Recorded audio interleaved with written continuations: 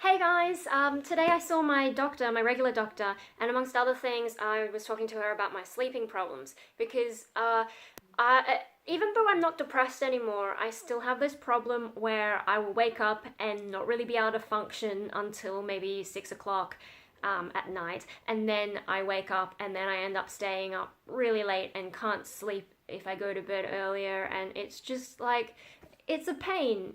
You lose most of your day. Most days I can't get dressed until about 12, sometimes afterwards, which is kind of a terrible habit.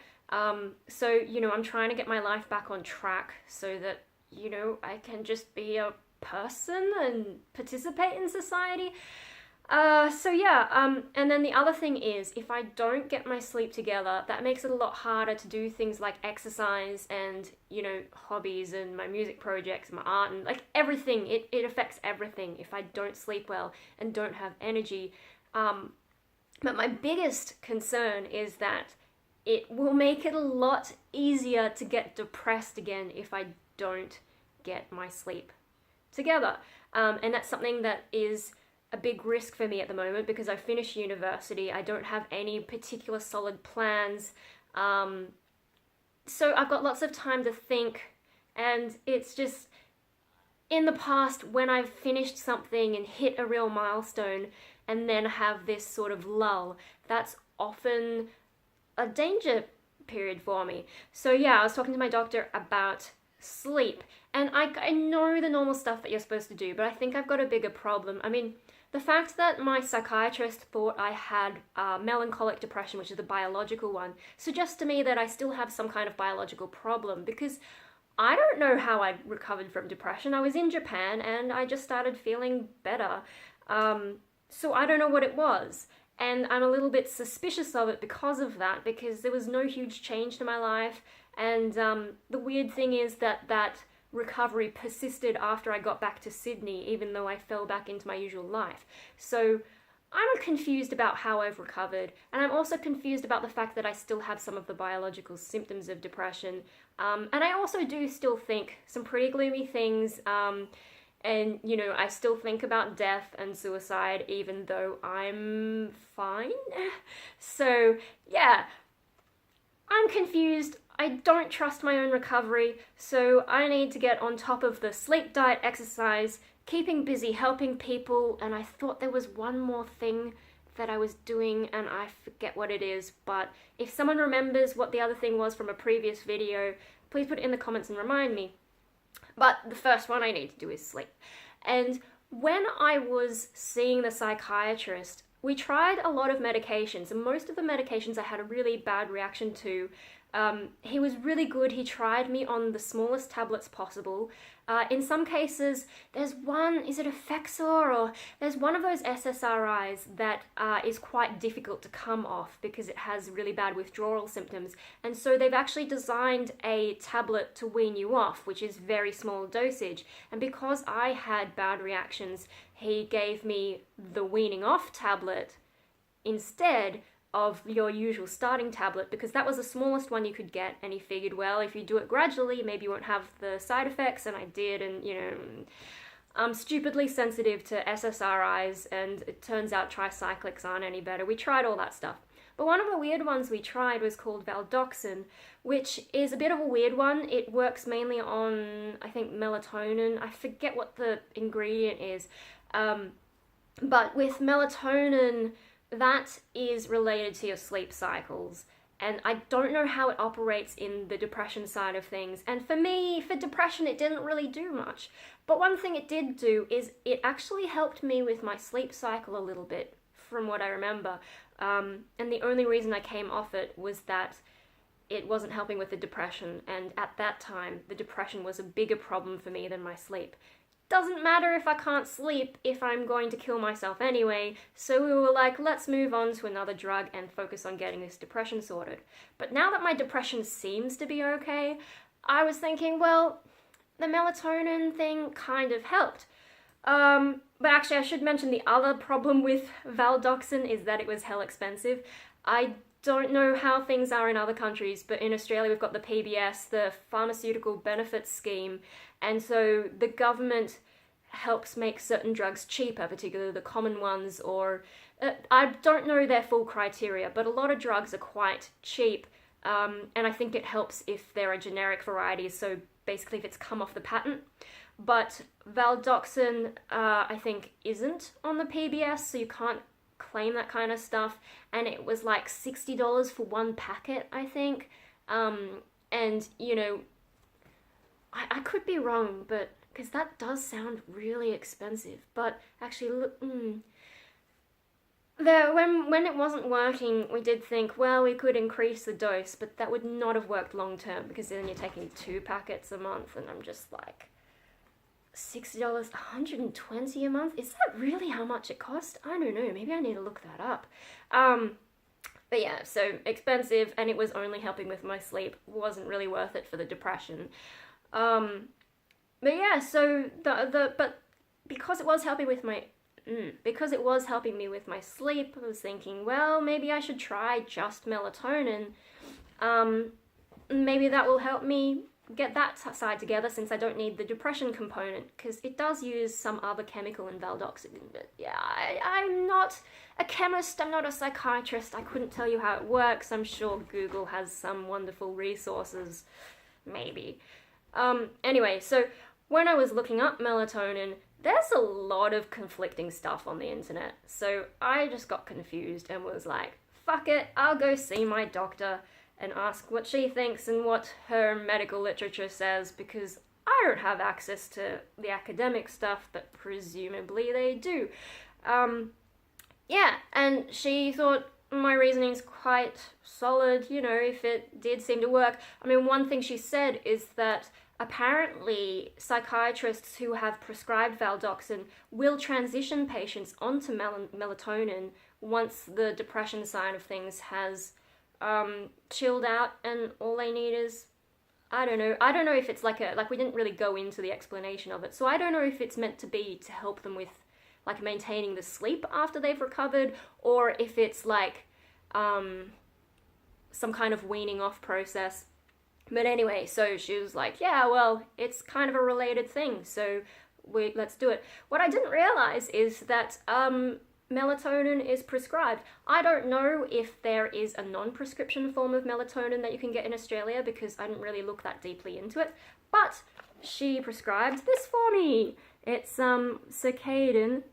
I think that's how you Circadin. I'm supposed to take it 1 to 2 hours before I go to bed, which I will start tonight, and so I should finish this video up early, and then I can finish it tomorrow, and we'll see how I went. I have been working on my sleep myself. There was that day where I stayed up till 4 a.m. Finishing my final paper before I submitted it the next day after proofreading it. Then after that, I was staying up until about 2. I'm now managing to get to bed before 1 a.m., but, you know, it's a slow process and pretty bad, and I haven't made much progress in terms of getting to bed before midnight, so I'm hoping this will help me out. I'm going to set an alarm for when to take it, and then maybe I'll set an alarm for like an hour later to say go to bed and just lie there and, you know, see if it works. I think I also need to just get some books, so like I'll set an alarm to turn off all the screens and whatever and just read. I am a little bit iffy on that strategy, because occasionally I've had a good book and then stayed up late reading it. But let's give the Circadin a go, and I will finish this video later.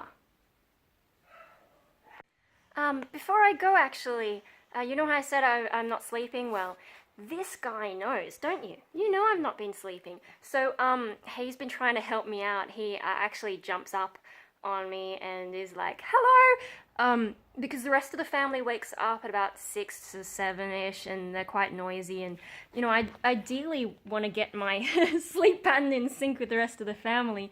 And yeah, usually this guy, hope he doesn't wake me up, but I think because he knows I haven't been sleeping anyway and I'm sort of restless, he's been like, oh!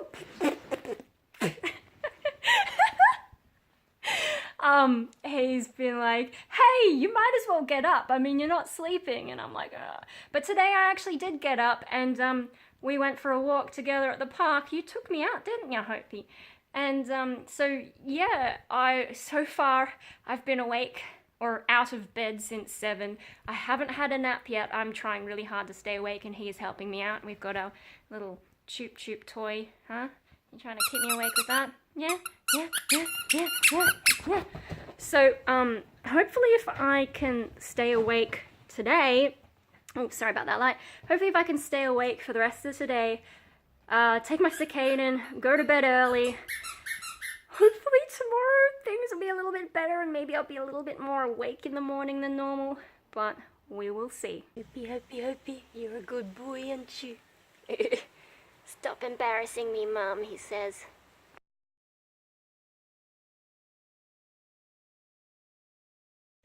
So I took Circadin at 10 o'clock last night, and by the time 11 came around, I was already sort of, losing it a bit. So I went to bed maybe around 11:30 and slept alright, and then I woke up at 5 o'clock. And, yeah, I just kind of stayed in bed because, I got up to go to the toilet and I was so off balance, and I didn't really emerge until about 9:30. And I'm still feeling a little bit off, but I don't know, I think it's worth trying, so we'll see what happens again tomorrow. Well, yeah, let's do this over a few days, eh?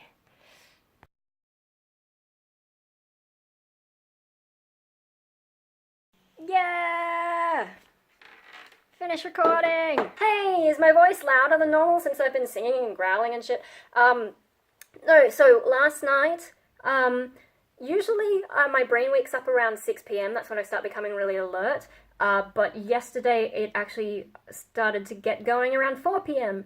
So I was a little bit worried that I wouldn't get to sleep last night, but I took the Circadin at about 10 p.m. and about half an hour later I was really starting to get whoa. And then at 11 my alarm went off to start getting ready for bed, and and I was just, I think as soon as I take the Circadin I need to actually get ready for bed, like brush my teeth and do all that stuff, because yeah, it was really hard to get all that done once it's kicked in. So that's an interesting thing.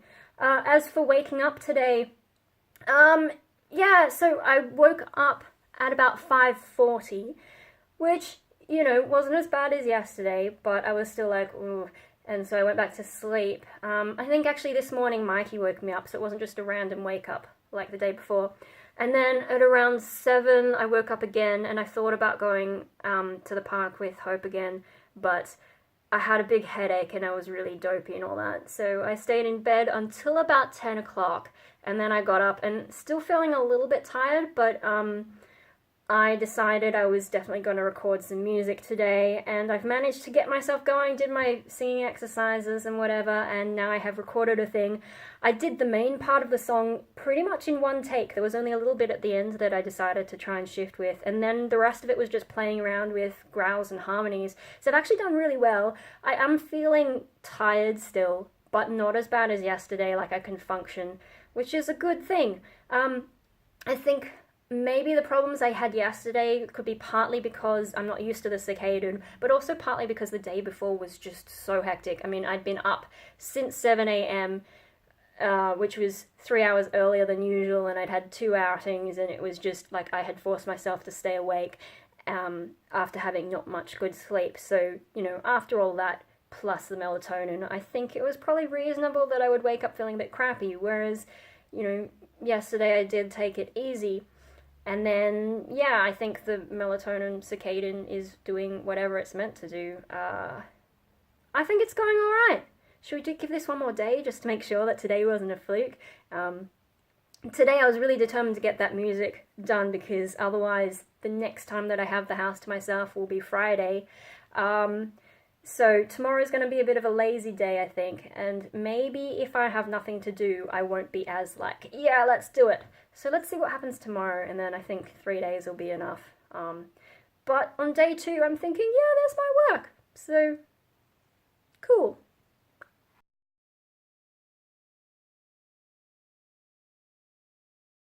Hey, so last night, after I took the Circadin.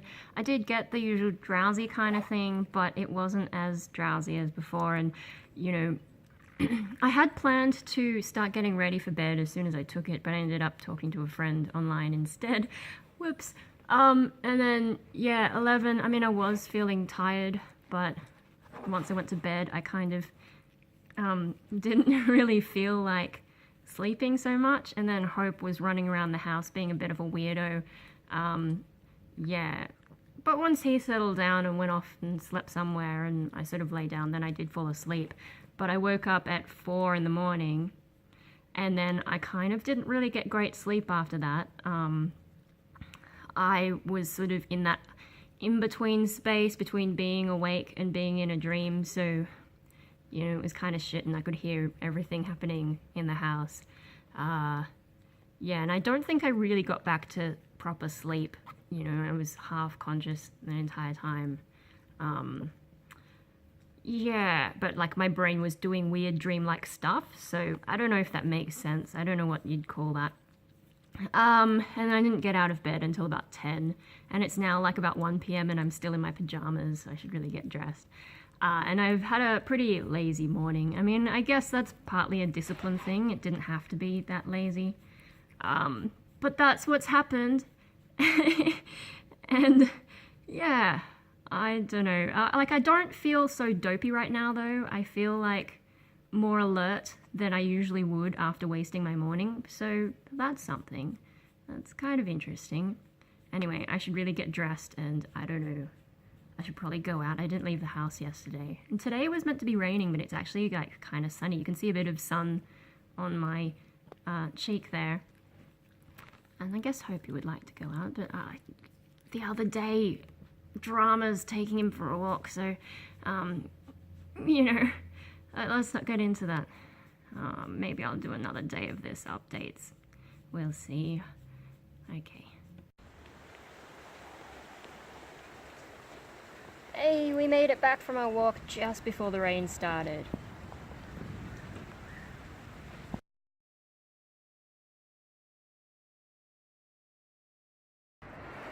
Leaving uni for the last time, yay! Hey! So, yeah, me too, Hopi. Yeah, last night when I took the tablets, I got the usual drowsiness, but I didn't really feel like sleeping. But I made myself go to bed anyway, and sure enough, fell asleep. The only thing is I woke up at about 3 a.m. So it seems to be getting, you know, an hour earlier and earlier.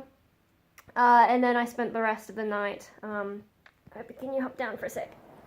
I spent the rest of the night, kind of like awake, or like I felt awake and I was tossing and turning, but I also had the sort of feeling of half my brain still dreaming, if that makes any sense. So I guess a really light sleep maybe.